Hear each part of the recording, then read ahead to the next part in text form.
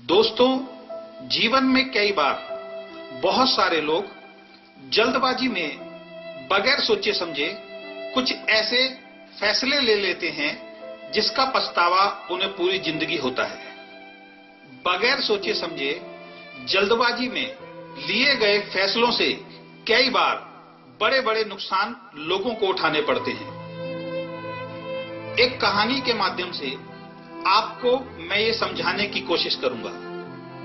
एक बार एक गांव में एक किसान अपनी पत्नी के साथ रहता था।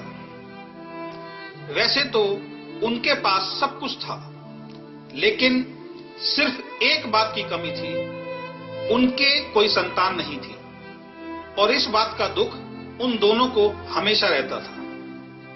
वो दोनों हमेशा लोगों की भलाई के लिए काम करते थे, कभी भी किसी के बारे में गलत नहीं सोचते थे। रोज मंदिर जाकर भगवान से एक ही आशीर्वाद मांगते थे कि हमारी झोली भी एक संतान से भर दे। एक दिन सुबह जब वो मंदिर से पूजा करके घर वापस आ रहे थे तो रास्ते में उन्होंने एक नेवले को जख्मी हालत में देखा। शायद कोई बैलगाड़ी उसके ऊपर से गुजर गई थी, उसके बहुत चोट लगी थी। उस नेवले पर उन दोनों को बहुत दया आ गई और उस नेवले को उठाकर वो अपने घर पर ले आए। उसके जख्मों पर दवाई लगाई और रोज उसकी देखभाल करने लगे। धीरे धीरे नेवला सही होने लगा। वो नेवला उन दोनों से इतना घुल गया था कि वो उन्हीं के साथ रहता था। वो उस नेवले को एक बच्चे की तरह प्यार करते थे।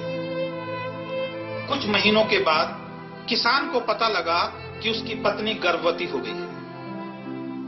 सबने यही कहा कि इस नेवले की देखभाल करने के कारण ईश्वर ने आपके ऊपर कृपा की है। धीरे धीरे समय बीत गया। 9 महीनों बाद उनके घर में एक सुंदर लड़के का जन्म हुआ। दोनों बहुत खुश थे। उन्होंने ईश्वर का धन्यवाद किया कि अब उन्हें सारी खुशियां मिल गई। अब वो सबको कहते थे, हमारे 2 बेटे हैं, एक नेवले के रूप में, दूसरा उनके बेटे के रूप में। एक दिन वो औरत रोज की तरह गांव की नहर से पानी लेने गई। वहां पर गांव की कुछ और औरतें भी थीं। सबने पूछा, बेटा कैसा है? उसने कहा, बहुत अच्छा है, अभी घर पर खेलता हुआ छोड़ के आई हूं। एक औरत ने किसान की पत्नी से पूछा, घर पर कौन है? तो उसने जवाब दिया कि मेरा बेटा और दूसरा बेटा नेवला दोनों हैं, घर पे ताला लगाकर आई हूं। तभी वो औरत बोली कि एक नेवले के साथ अपने छोटे से बच्चे को कमरे में बंद करके आई हो, अगर नेवले ने उसे खा लिया या काट लिया तो क्या होगा? आखिर है तो जानवर ही।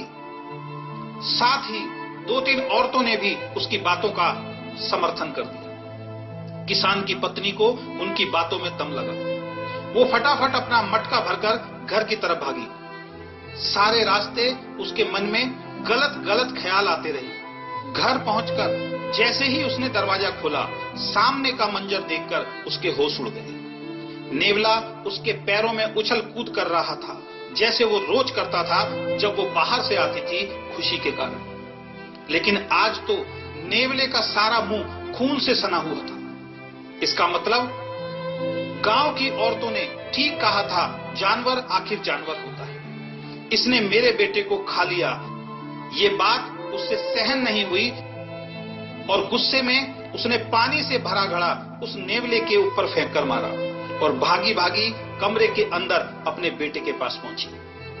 जैसे ही वो कमरे में पहुंची, उसके होश उड़ गए। उसका बेटा बड़े मजे से कमरे में खेल रहा था और उसके पास एक जहरीला सांप मरा पड़ा था।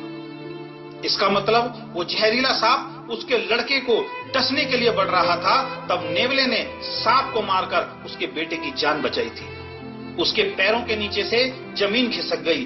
वो वापस भागी दरवाजे की तरफ, लेकिन बहुत देर हो चुकी थी, क्योंकि उस नेवले ने तड़प तड़प कर अपनी जान दे दी थी। दोस्तों, इस कहानी से हमें 2 मैसेज मिलते हैं। पहला, जब लोग आपको कुछ बातें बोलें तो तुरंत उनकी बातों पर विश्वास ना करें, अपना भी दिमाग लगाएं। और दूसरा, जल्दबाजी में फैसला ना लें। अगर फैसला लेना ही है तो कुछ देर सोच के ले। अगर किसान की पत्नी ने पहले अंदर जाकर देख लिया होता तो आज उसका दूसरा बेटा भी जिंदा होता। एक बात हमेशा याद रखें, दुनिया में दो तरह के लोग होते हैं। पहले वो जो पहले कोई काम करते हैं और बाद में सोचते हैं, और दूसरे जो पहले सोचते हैं और बाद में काम करते हैं। और जो पहले सोचते हैं और सोच समझकर काम करते हैं वही जीवन में सफल होते हैं। इसलिए किसी ने कहा है, 1 मिनट में जीवन नहीं बदलता, लेकिन 1 मिनट सोचकर लिए गए फैसले से पूरा जीवन बदल जाता है।